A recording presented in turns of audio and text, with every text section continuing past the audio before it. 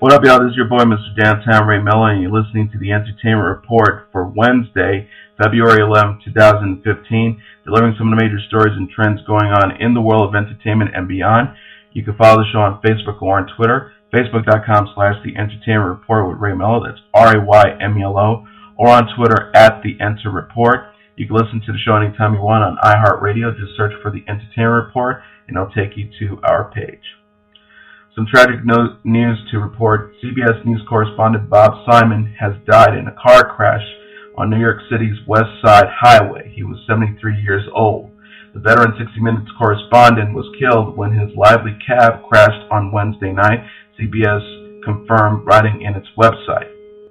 He was killed when the 2010 Lincoln Town car in which he was a passenger slammed into a Mercedes-Benz and hit middle lane barriers on Manhattan's West Side around 6:45 p.m. Eastern Standard Time, New York City police said. Simon suffered injuries to his head and torso and was pronounced dead on arrival at St. Luke's Roosevelt Hospital, police said. The 44-year-old driver of the hired car is in stable condition at Bellevue Hospital with injuries to his arm and legs. The driver of the Mercedes was not injured. No arrests have been made, and police were investigating the crash. The award-winning newsman's career spanned 5 decades, from covering the Vietnam War to a piece on 60 Minutes last weekend about the Oscar-nominated civil rights drama Selma.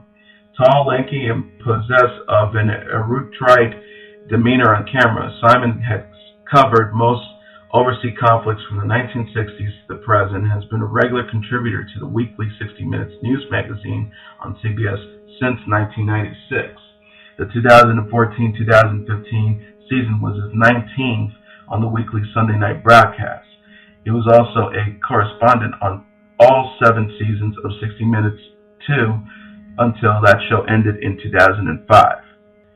Simon earned 27 Emmy Awards for reporting during his career and won electric journalism's highest honor, the Alfred I. DuPont Columbia University Award for the piece Shame on Cerebencia, a 60 Minutes 2 report on genocide during the Bosnian War.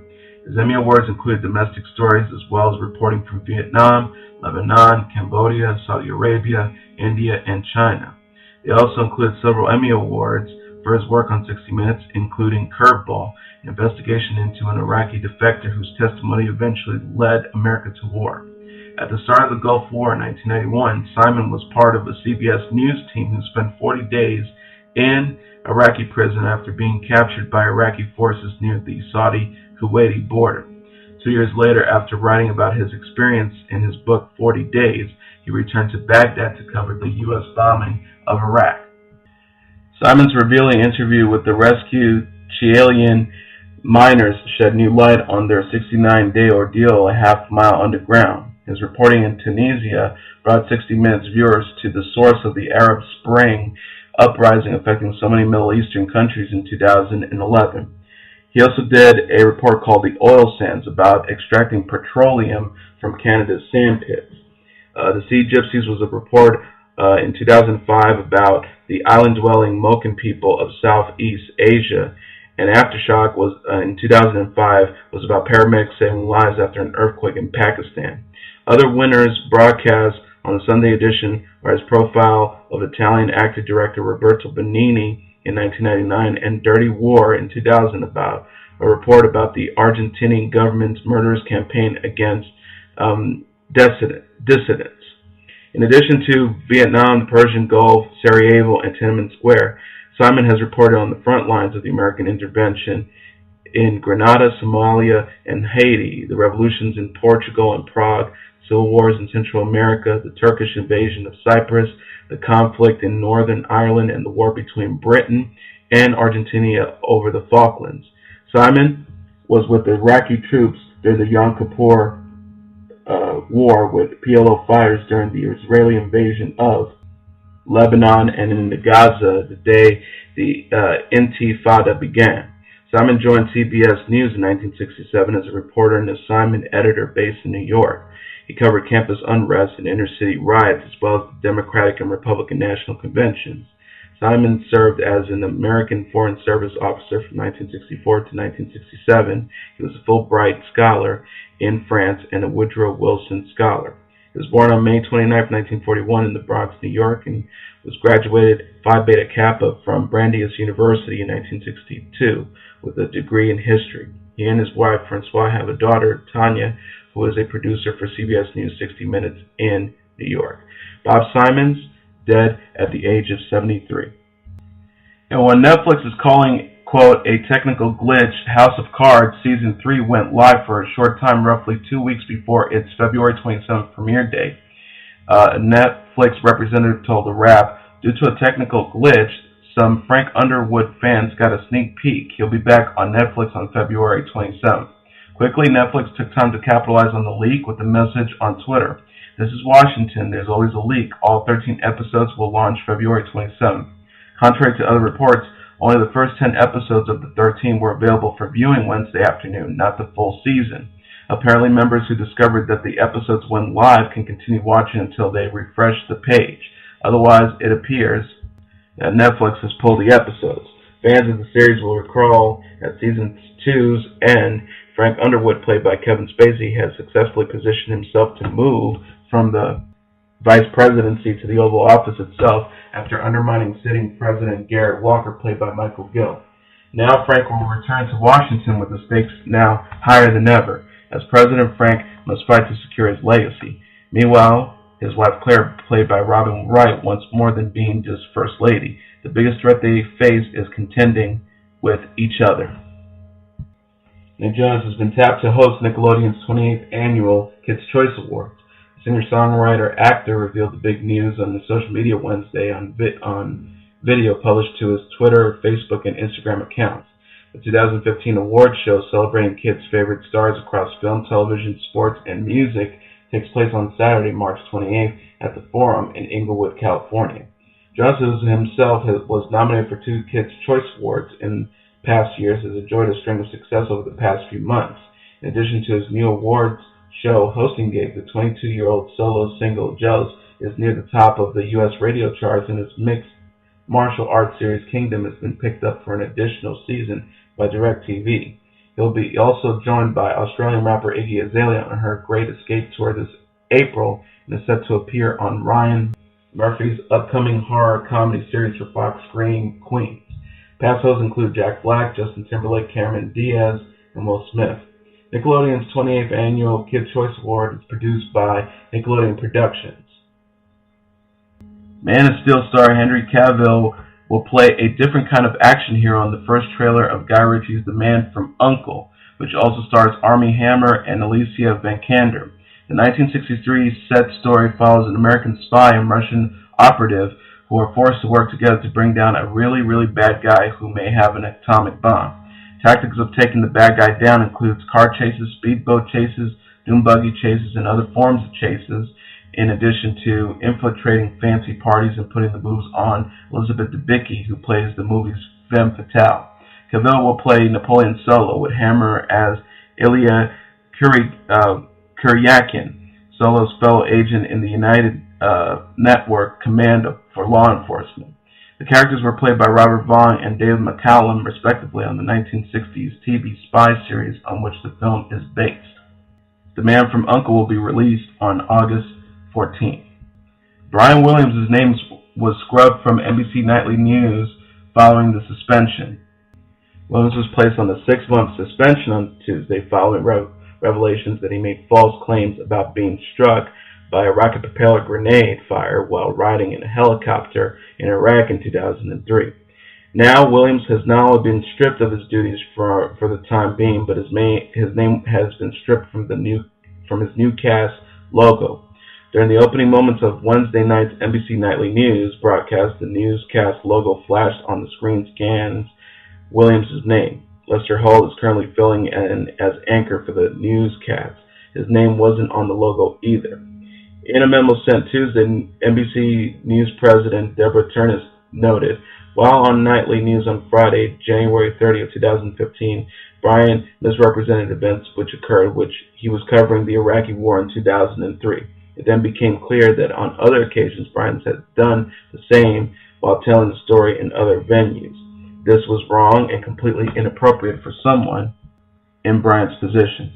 Williams acknowledged the untruth previously, noting, "I made a mistake in recalling the events of 12 years ago. I want to apologize. I said I was traveling in an aircraft that was hit by an RPG fire. I was instead in a following aircraft." NBC News is currently reviewing the situation. Suge Knight's legal woes continue to pile up. The rap mogul, already facing life in prison after being charged with murder last month, now faces an additional charge of making a criminal threat. The charge stems from an incident in September during which Knight and comedian Cat Williams allegedly stole a celebrity photographer's camera in Beverly Hills. According to a complaint filed in Los Angeles Superior Court, Knight, real name Marion Hugh Knight, did willfully and unlawfully threaten to commit a crime would result in death and great bodily injury to Leslie Redden, with the specific intent that the statement be taken as a threat. Knight is no stranger to the criminal justice system. The former Death Row Records boss was charged with murder along with attempted murder and 2 counts of hit and run in late January after a deadly confrontation in Compton, California. He was accused of running over 2 men with his truck, then fleeing the scene. One victim, Terry Carter, was killed in the incident. Knight has pleaded not guilty in the Compton incident, which would constitute a third strike case. He faces life in prison if convicted of the charges. Death Row Records co-founder is currently being held without bail after being deemed a flight risk. In-the-house star Maia Campbell seems to be on the road to recovery when she appeared on Ayala's Fix My Life in 2012. Well, she was arrested recently for allegedly being drunk and causing a scene in a restaurant, and the cops were called. According to TMZ, officers gave her a chance to leave on her own, but she refused and then left in handcuffs and got booked for disorderly conduct. The 38-year-old also ended up in an Atlanta cop car last month when she went off in a Burger King. According to the police reports obtained by TMZ, she cursed out a family, accused their child of stealing her wallet, and called the arresting officer a fucking faggot. Excuse my language. Cops say she denied using foul words and claimed to only speak the King's language, which is either some strange Burger King dialect or maybe she meant the Queen's English. Former basketball great Anthony Mason, a browsing power forward who personified the gritty New York Knicks in the mid-1990s, is in critical condition following a massive heart attack, a source close to the family confirmed late Wednesday. The Knicks would not comment on Mason, but did issue a tweet before Wednesday's game in Orlando that read, "Our thoughts and prayers are with Anthony Mason and his family." Retired NBA writer Peter Vesey had earlier reported via Twitter that the 48-year-old Mason had suffered from a congestive heart failure heart attack, 4 surgeries, the last one 9 hours. One of Mason's former teammates in New York, who did not want to be identified, described his condition as grave. Another of Mason's former teammates, Mark Jansen, tweeted, "Our thoughts and prayers are with Anthony Mason and his family." Mason played 13 seasons in the NBA with 6 teams, but is best remembered for his days with the New York Knicks. After playing abroad in both the CBA and the USBL, Mason had brief stints with the Nets and the Denver Nuggets before being signed by Pat Riley, who admired his rugged style and his playmaking abilities. Along with Patrick Ewing and Charles Oakley, he helped give the Knicks of the early 90s one of the most physically imposing front lines in NBA history. Mason and John Starks were both classic examples of self-made players. They both went undrafted, yet found a home in New York under Riley while emerging as key players on the Knicks team that reached the NBA Finals in 1994. The following season, Mason was named Sixth Man of the Year. Mason, however, often complained about his role in the offense and felt the Knicks were relying too heavily on Ewing. After losing to the Bulls in the second round in 1996, the Knicks shipped Mason to the Charlotte Hornets in a deal for Larry Johnson. Mason eventually landed in Milwaukee with the Milwaukee Bucks, with whom he made his only All-Star game in 2001, and then was briefly reunited with Riley and with the Miami Heat. After retirement, Mason, who attended Springfield Garden High in Queens, New York, would be often seen at Knicks games and practices. He remained close to a handful of employees in the organization and was hoping to land a full-time job with the club. Pop star Pink is stripping down for the sake of the animals. The Grammy Award-winning singer posed naked in a new PETA advertisement, which will be unveiled in New York City's Times Square on Wednesday night.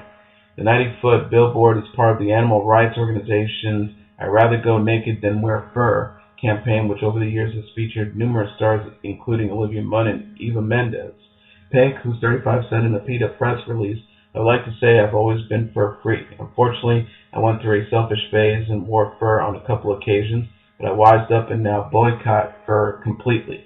The singer looked happy and confident in the photo, which was originally shot for People's 2014 Most Beautiful issue, and the mom has said that she is passing that confidence on to her 3.5-year-old daughter, Willow. Pink told People at the time, "She says to me the other day, 'Mama, on Tuesday I think we should get naked and have a naked booty butt dance party.' I was like, I'm in." The unveiling of the ad is timed to the Thursday start of New York's Fashion Week. Pink explained of her involvement with the campaign, "I wish everyone was forced to learn the horrors that these animals go through for fashion trends. I hope fur wearers get bitten in the ass by the same kind of animals they wear on their backs." And finally, the winning tickets were sold in North Carolina, Texas, and Puerto Rico on Wednesday's $564 million Powerball drawing, lottery officials confirmed. The stores where the 3 winning tickets were sold are not yet known. Tickets matched the numbers 25, 11, 54, 13, and 39 with the Powerball of 19. The jackpot, which had a cash value of roughly $350 million, marked the 5th largest prize in U.S. history. The jackpot has been growing for the past 2 months, gradually increasing since starting at $40 million.